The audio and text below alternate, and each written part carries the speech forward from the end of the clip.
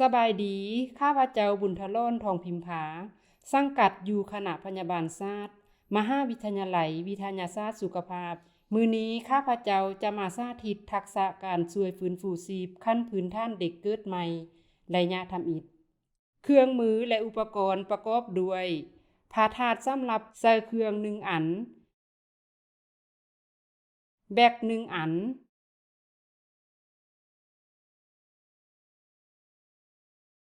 แมตเบอร์0หรือเบอร์1สามมักทั่ว1อัน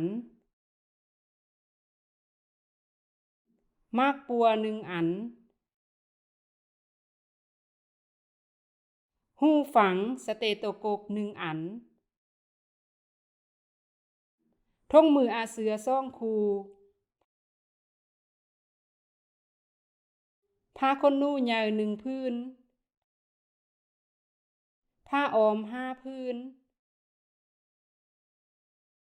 หมวกเด็ก1อันม่อนห้องกองคอ1หน่วย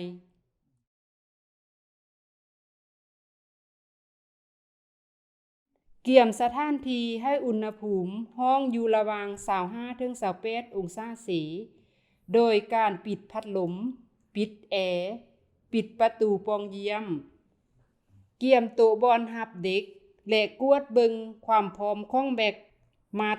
สเตโตโกกและมาปัวว่าใช้งานได้บ่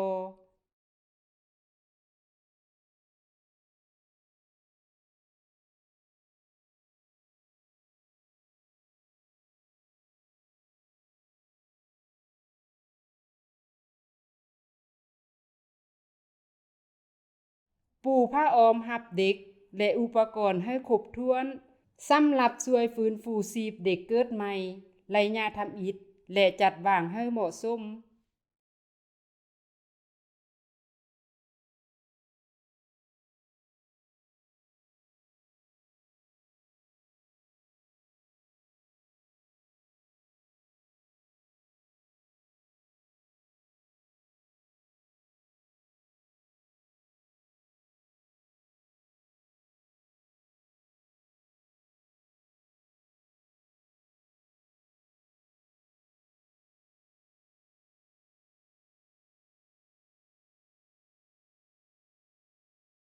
หลังจากเด็กเกิดแล้ว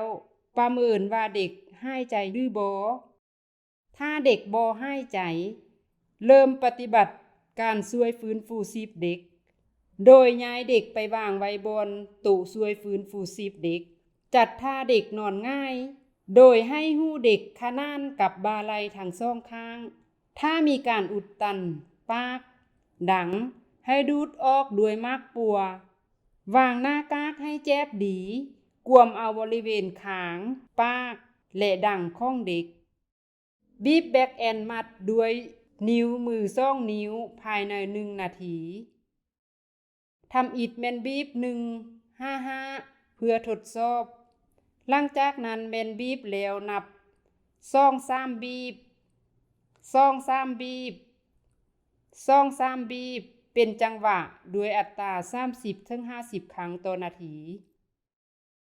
สังเกตเบิ่งการนิ่งติ่งของพงเอิกและเด็กมีการหายใจด้วยตนเองหรือบ่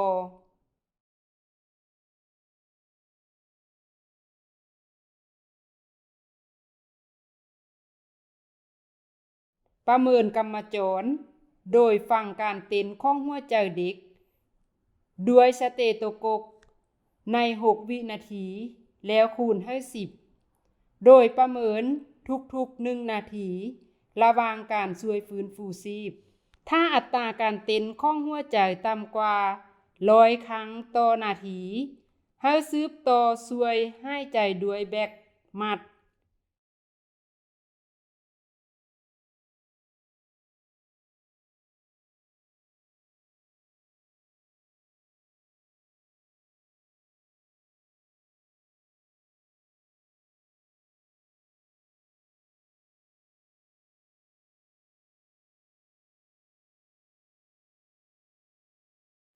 ถ้าอัตราการเต้นของหัวใจหลายกว่า100ครั้งต่อนาที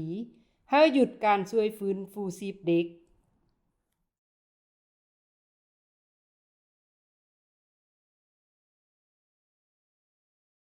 หุ้มห่อตัวเด็กด้วยผ้าแห้งและนำเอาเด็กกลับคืนมาสัมผัสโดยกงกับผิวหนังของแม่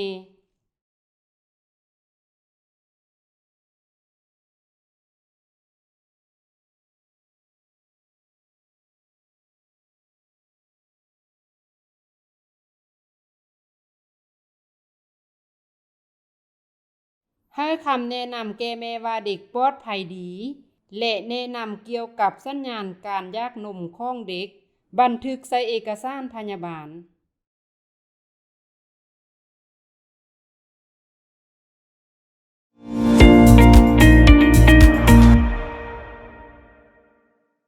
สบายดี ข้าพเจ้าเพชรสมร สุวรรณวงศ์สังกัดอยู่คณะพยาบาลศาสตร์ มหาวิทยาลัยวิทยาศาสตร์สุขภาพ มื้อนี้ข้าพเจ้าจะมาสาธิตทักษะการช่วยฟื้นฟูชีพขั้นพื้นฐานในเด็กอายุ 1-8 ปี เครื่องมือและอุปกรณ์ประกอบด้วย แมส แบ็กโวลูม ประเมินสถานที่รอบข้างคนเจ็บให้มีความปลอดภัย ประเมินความรู้สึกตัวของคนเจ็บด้วยการตบบ่าไหล่ทั้งสองข้าง และเอิ้นชื่อดังๆ พร้อมทั้งสังเกตเบิ่งใบหน้า จืดม่าน แก้เสื้อออกสังเกตเบิ่งหน้าอก หน้าท้อง หน้าอกและท้องบ่เคลื่อนไหว ห้องหรือโทรขอความช่วยเหลือให้ผู้อื่นมาช่วยค้ำกำมะจรที่เส้นเลือดแดงใหญ่ข้างลำคอหรือแอบแอขาอย่างน้อย10วินาทีเพื่อกวดเบิ่งกำมะจรและกวดการหายใจในเวลาเดียวกันในกรณีถ้าบ่มีการตอบสนองหรือบ่มีกำมะจรจัดท่าคนเจ็บนอนหงายอยู่พื้นที่หับเพียงและแข็งเข้ามาทางด้านข้างของคนเจ็บข้างใดข้างหนึ่งโดยนั่งคุกเข่าระหว่างลำตัวและบ่าไหล่ของคนเจ็บพร้อมจางขาออกเล็กน้อยเปิดเส้นทางการหายใจโดยการท่ายกค้างขึ้นพร้อมกับการคมหน้าผากให้แงนหน้าขึ้นกรณีบาดเจ็บกระดูกสันหลังให้ใช้วิธีการยกกระดูกค้างกระไต่ขึ้นให้เริ่มการคมหน้าอกทันทีโดยใช้สันมือข้างเดียวที่ถนัดวางมืออยู่ในตำแหน่ง1/2ของกระดูกหน้าอกหรือระหว่างเส้นหัวนมทั้งสองข้างเหยียดแขนศอกให้ซื่อและตั้งฉากกับหน้าอกของคนเจ็บความลึกของการคมหน้าอก1/3ของความหนาของหน้าอกหรือประมาณ5ซมการนวดหัวใจผู้ปฏิบัติคนเดียวอัตราการคมแมน30ครั้งต่อการช่วยหายใจ2ครั้งโดยกำหนดอัตราความไวในการคมหน้าอกประมาณ100-120ครั้งต่อนาทีเริ่มนับเป็นจังหวะ1และ2และ3และ4จนถึง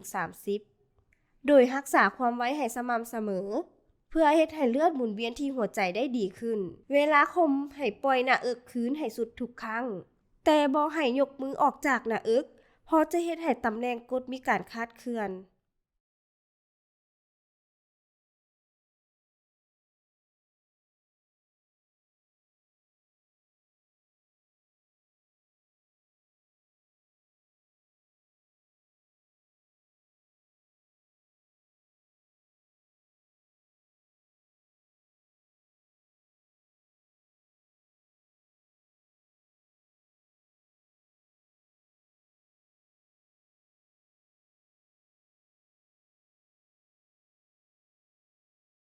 การนวดหัวใจ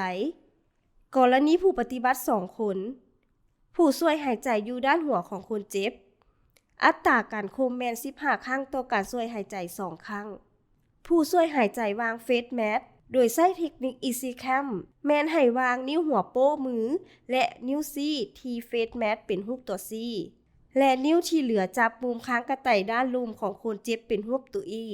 จากนั้นบีบแมสแบ็กโวลูม2ครั้งพร้อมสังเกตเบิ่งพงอกของคนเจ็บมีการเหน่งติงหรือบ่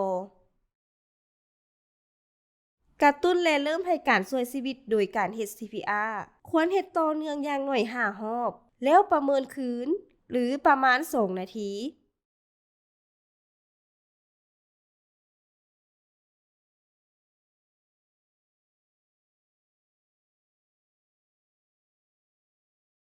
กวดเบิงเด็กคืนว่ามีกรรมจรกลับคืนมาหรือบ่ถ้ากรรมจรบ่กลับคืนมาให้สืบต่อสวยฟื้นฟูชีพต่อไป และกวดเบิงทุกๆ2 นาทีจนกว่าจะฟื้น